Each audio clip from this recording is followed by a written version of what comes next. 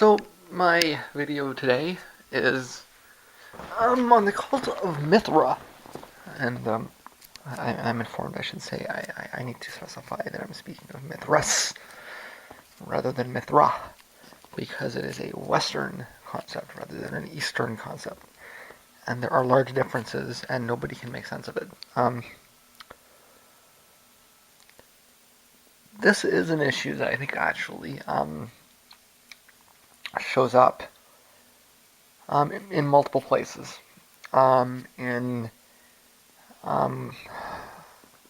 classical research over a very long period of time in a wide variety of contexts. And the basic problem is that researchers see things in Greece, or Rome, or that general, in Europe, and they say, gee, that looks kind of Iranian or kind of Indian. So it looks like it probably came from Iran, but it doesn't really quite look like Iran. And why is it similar but different? And this kind of issue in trying to make sense of it.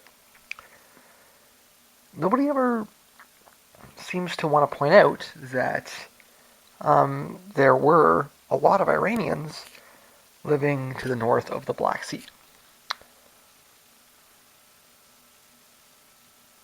You didn't have to be in the Iranian plateau or in the Indian subcontinent or even up in Central Asia or on the Caspian to be an Iranian.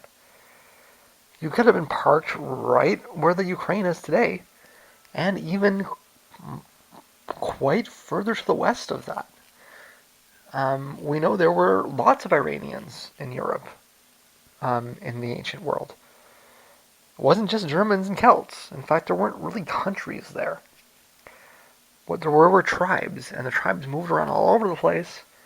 They interbred with each other, but they kept identities. They merged with each other. They split off from each other. And there wouldn't have really been this kind of concept of a country. To have a country, you need an army, and they didn't really have that.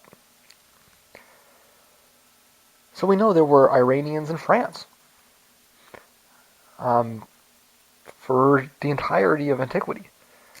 We know that Iranians were a part of the barbarian invasions that ended the German Empire. We know that they moved with the Huns. We know that they moved with the Mongols. They were quite populous. Like I say, in the area spreading from Belgium, France, Germany, Poland, Ukraine. There were Iranians all over the place. So there's not really any reason why you have to say that this Iranian-looking thing has to come directly from a Zoroastrian tradition. It could very well have come from an Elenian tradition. The Alans being the most notable tribe of Iranians in Europe. And in fact, if you look through the areas of France and Belgium and Germany, you can see all kinds of toponyms that are very clearly Iranian, indicating that they weren't just floating through, but they were building settlements. This is an issue that comes up fairly frequently as well, in relation to finding, ideas like reincarnation in Greek literature. And they say, well, did Plato have something to do with Buddha? Was there contact there? Did the early Christians have contact with Indian? It's not necessary. We know that there were large-scale migrations of Thracian peoples into Greece, and we know that they probably brought a lot of Iranian religion in there.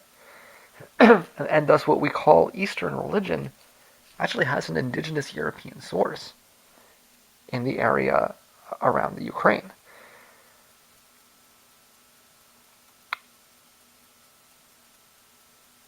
The problem is that people don't, it's just not, in order to understand that, you have to have a broader concept of history. And it's just never been what people looked for.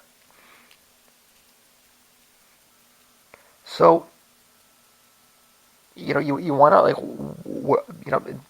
the story of Mithras is that, all of a sudden, out of nowhere, around the time that, the Roman Empire started falling into barbarian control, all of these Iranian religious cults showed up. And it just happens to be that it's the same time that all of these Iranians started moving into Europe. It's really not that much of a mystery, is it? If you really sit down and look at it and think about it carefully. No, is it?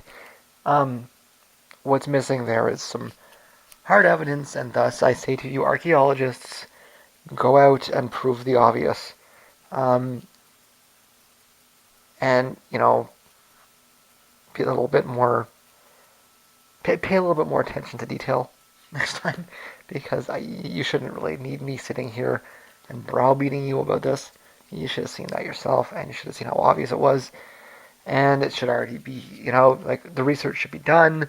It should be in your museums. It should be in your textbooks. It should be dealt with.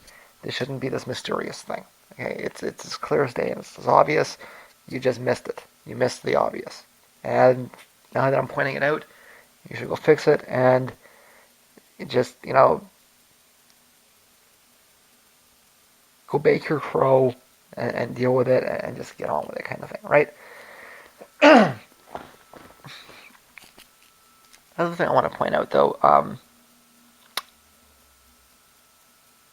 and of course, I mean, this again makes perfect sense.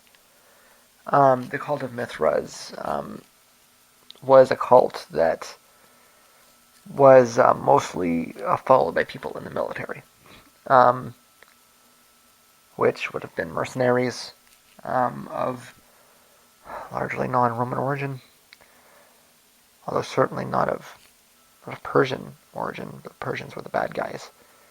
Would have been of German, Celtic, and of course Elenian origin. You have to think at some point the Roman power structure is going to look at the situation and say, whoa, our military is being taken over by a Persian belief system.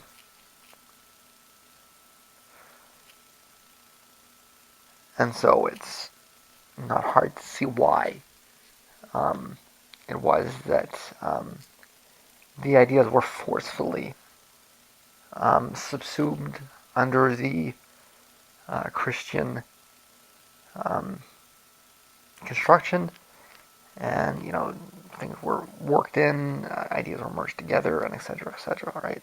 But